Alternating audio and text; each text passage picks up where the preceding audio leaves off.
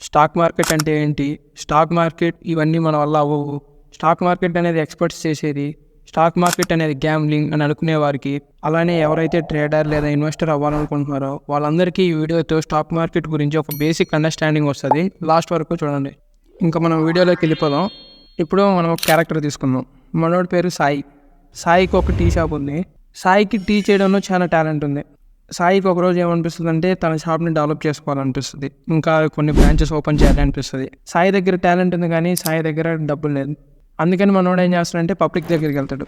అంటే Sai IPO release చేస్తాడు, initial public offering. Sai పైన ఎవరికైతే నమ్మకం ఉందో వాళ్ళందరూ సాయి కంపెనీ పైన ఇన్వెస్ట్ చేస్తారు. సాయి కంపెనీ పైన ఇన్వెస్ట్ చేయడం అంటే సాయి కంపెనీలో షేర్స్ కొనుక్కోవడం.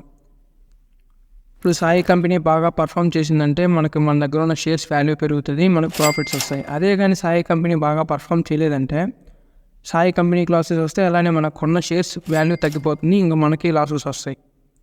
మనం ఇప్పుడు ఒక కంపెనీ షేర్స్ కొంటున్నాం అంటే మనం ఆ కంపెనీలో ఓనర్షిప్ కొన్నట్టే. అందుకనే ఒక company founder majority of the shares తన దగ్గరే పెట్టుకుంటాడు.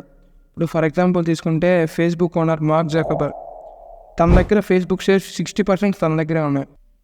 మనం కూరగాయలు కొనడానికి అమ్మడానికి ఎలా అయితే మార్కెట్స్ ఉంటాయో అలానే షేర్స్ కొనడానికి అమ్మడానికి కూడా మార్కెట్స్ ఉంటాయి.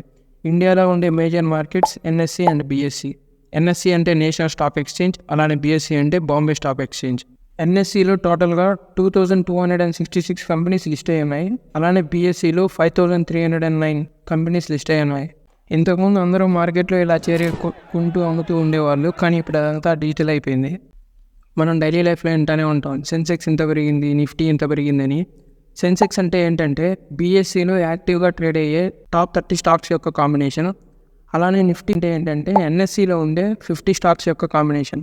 Investor versus trader. Investor and trader అనేవి రెండు డిఫరెంట్ రోల్స్.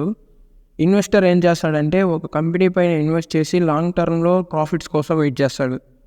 అదే ట్రేడర్ ఏం చేస్తాడంటే షార్ట్ టర్మ్లో ఇక్కడ కొన్ని అక్కడ కొన్ని కొంటూ అమ్ముతూ ఉంటాడు. ఇన్వెస్టర్స్ ఏం చేస్తారంటే కంపెనీ యొక్క బ్యాక్గ్రౌండ్ చెక్ చేసి ఫండమెంటల్ అనాలిసిస్ చేసి ఈ కంపెనీ మనకు ఫ్యూచర్లో ప్రాఫిట్స్ ఇస్తుందా లేదా చెక్ చేసుకొని ఆ కంపెనీ పైన ఇన్వెస్ట్ చేస్తారు. ట్రేడర్స్ అయితే టెక్నికల్ అనాలిసిస్ చేసి next market down side move అవుతుందా అప్ సైడ్ మూవ్ అవుతుందా అని పర్ఫెక్ట్గా చెప్పగలగాలి. మీరు ట్రేడర్ అవ్వాలని అనుకుంటే టెక్నికల్ అనాలిసిస్ గురించి బాగా తెలుసుకోవాలి. అలానే ఇన్వెస్టర్ అవ్వాలనుకుంటే మీరు ఫండమెంటల్ అనాలిసిస్ గురించి తెలుసుకోవాలి.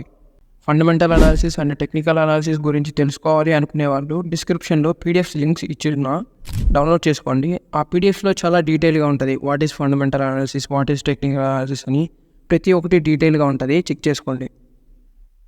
మీరు ట్రేడర్ అవ్వాలనుకుంటున్నారా లేదా ఇన్వెస్టర్ అవ్వాలనుకుంటున్నారో మాకు కామెంట్స్లో చెప్పండి.